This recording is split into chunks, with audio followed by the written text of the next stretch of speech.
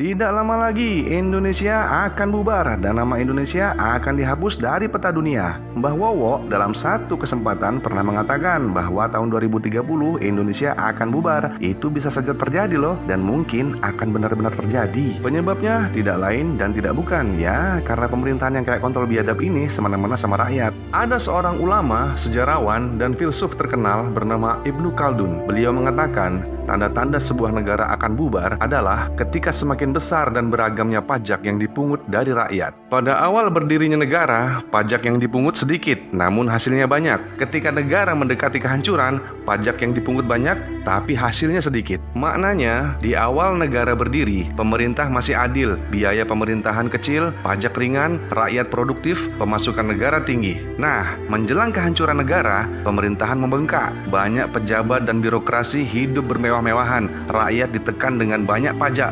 produktivitas turun, ekonomi lumpuh, dan negara pasti runtuh.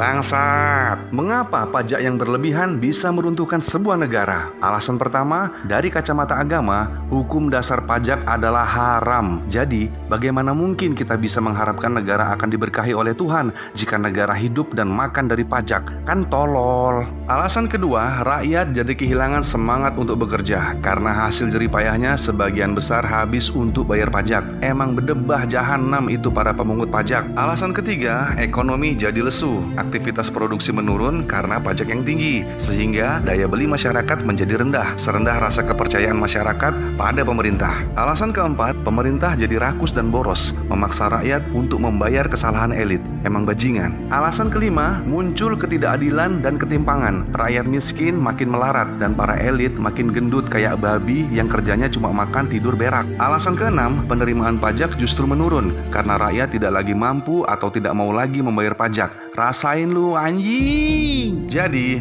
kita sebagai rakyat Indonesia yang sedang tersiksa karena ulah para bangsat jahanam yang lagi duduk-duduk santai sambil menikmati keringat rakyat, kita tunggu aja negara ini akan runtuh jadi abu. Rakyat diam bukan karena rakyat lemah, tapi rakyat diam karena menunggu waktu yang tepat untuk balik melawan. Buat teman-teman Konoha, silahkan share video ini agar ditonton oleh bajingan-bajingan di dalam pemerintahan, biar mereka tahu bahwa rakyat sudah muak dan sudah siap untuk revolusi. Sebagai penutup, gua putarin lagu yel-yel para koruptor bangsat di Konoha ini. Di Konoha inilah aku dilahirkan, tempat para koruptor bebas tertawa.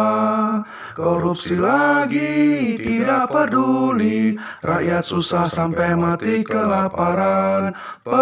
Persetan, sekali korupsi tetap korupsi, selama hukum ini bisa dibeli. Mereka tetap kaya, tetap jaya, memperkaya diri dan keluarga. Mereka tetap kaya, tetap jaya, rakyat yang makin sengsara.